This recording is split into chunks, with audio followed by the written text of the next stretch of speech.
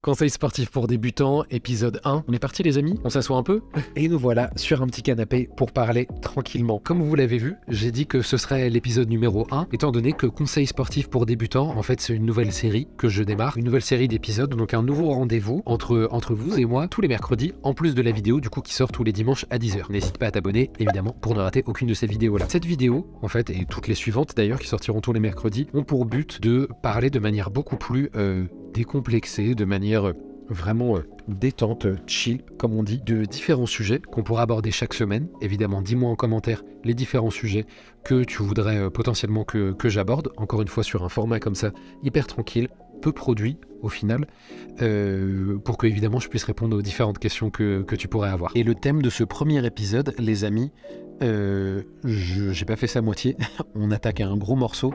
Je voudrais parler de la comparaison avec les autres et le fait que je ne veux pas que tu te compares avec les autres quand tu démarres une activité physique ou même quand ça fait depuis quelques semaines, quelques mois que tu pratiques une activité physique, voire même quelques années. Alors c'est peut-être un sujet qui te parle, un sujet qui te gêne, qui te dérange, mais je pense que c'est hyper important d'aborder ce point-là, dans le sens où ça fait depuis maintenant 6 ans que je suis dans ce milieu-là, donc le milieu du fitness en tant que coach sportif, préparateur physique, etc. Et en fait, une des choses à chaque fois dont je me rends compte, et j'aimerais le dire aux personnes qui démarrent du coup à chaque fois une activité physique, mais parfois elles sont pas encore en capacité de l'entendre, et je le comprends très bien, c'est que en fait ça sert à rien de se comparer avec les autres, dans le sens où les autres ont un chemin qui dans tous les cas est différent. Deux personnes qui vont avoir le même objectif, que ce soit au niveau esthétique, physique, au niveau de la santé, au niveau de la performance, ces deux personnes, dans tous les cas, même si elles ont le même objectif, elles vont pas avoir le même parcours pour pouvoir atteindre cet objectif-là. Ça va dépendre de tellement de choses, ça va dépendre du passé de la personne,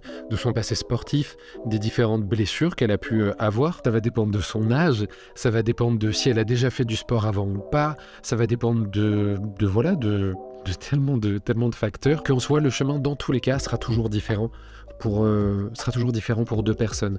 Donc en essayant de se comparer à une autre personne, dans tous les cas on fait déjà fausse route, même si évidemment c'est plus facile à dire qu'à faire, et ça je l'entends très bien, mais on fait forcément fausse route puisque notre comparaison est biaisée.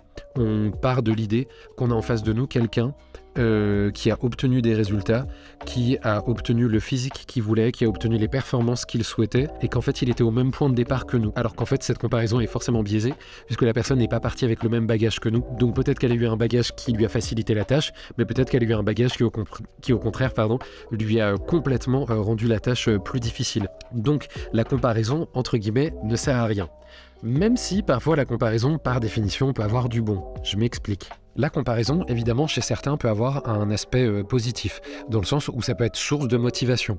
Chez certaines personnes, voir une autre personne réussir, une personne qui d'ailleurs potentiellement lui ressemble, en qui elle peut se reconnaître d'une manière ou d'une autre, qui est relatable, comme on dit en anglais, forcément ça peut lui donner la confiance dans le fait qu'elle peut aussi atteindre cet objectif-là, puisqu'elles ont démarré du même endroit. Ceci étant, il faut essayer de ne pas se perdre complètement dedans, puisque je le rappelle, c'était l'élément numéro 1 que je voulais transmettre via cette vidéo-là, c'est que la comparaison forcément peut être biaisée à un moment ou à un autre. Et pour illustrer ça, je vais vous parler d'un abonné qui se reconnaîtra très certainement du coup en regardant cette vidéo. Évidemment, je ne donnerai pas son nom. En l'occurrence, il est assez jeune, puisqu'il est encore au lycée, et il m'expliquait que d'un point de vue physique, il ne se supporte plus dans le miroir. C'est trop dur pour lui de se regarder dans le miroir. Et donc, il a fait le premier pas, il a pris l'initiative d'aller en salle de sport, du coup de commencer à s'entraîner. Il m'expliquait qu'en fait, il y a eu un double tranchant là-dedans, parce que quand il s'est mis au sport, il a un ami qui l'a aidé, du coup, qui lui pratique le sport depuis plusieurs mois, au moment où il démarre son activité physique. Donc forcément, il a un niveau qui est plus élevé. Et il m'expliquait qu'en fait, à la fois cette personne-là lui a donné énormément de clés pour comprendre comment bien exécuter tel ou tel mouvement, des clés de l'entraînement, des clés même un petit peu de la nutrition, etc. Mais le problème, c'est qu'il est rentré dans ce truc de comparaison, c'est-à-dire qu'en fait, il comparait ses performances à lui aux performances de la personne qui avait démarré le sport bien avant lui. Ce qui fait que quand il se retrouvait avec des mouvements où il soulevait 2 fois moins lourd que la personne qui l'accompagnait à la salle, du coup ça détruisait encore plus son estime de soi. Il était encore plus triste, il était encore plus mal dans sa peau de se rendre compte de ça. Et donc il m'a écrit un mail, voilà, en toute transparence, qui m'a fendu le cœur au moment où je l'ai lu, et je lui ai dit du coup, évidemment en réponse de mail, parce que ça m'a rappelé, enfin par définition ça m'a rappelé à ma propre adolescence, ça m'a ramené à ça.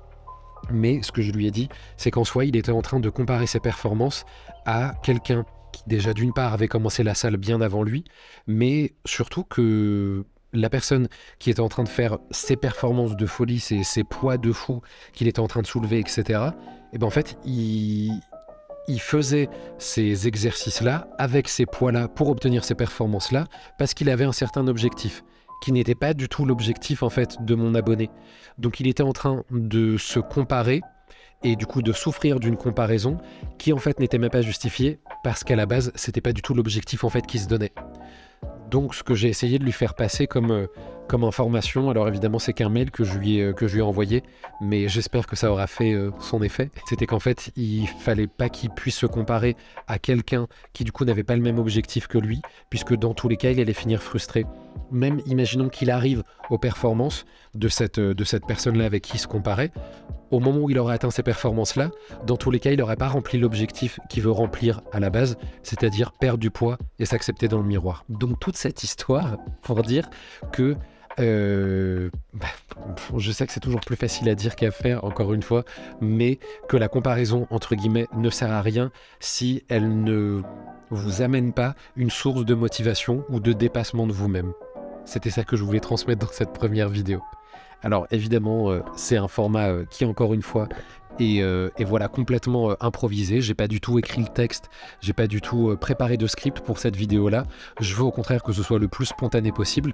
Donc si par exemple en commentaire vous me donnez des sujets que vous voulez que j'aborde dans les futurs épisodes, je les préparerai jamais. Forcément j'aurai des idées en tête, mais je les préparerai jamais complètement à l'avance pour que ce soit le plus spontané possible. J'espère en tout cas que ce format vous a plu. Voilà, je sais pas du tout où je vais avec ça, mais je me dis que même s'il y a que 3 personnes qui regardent cette vidéo, dont l'abonné dont je parle, et ben je me dis que peut-être voilà, ça aurait pu aider certaines personnes, et c'est ça l'intention dans tous les cas.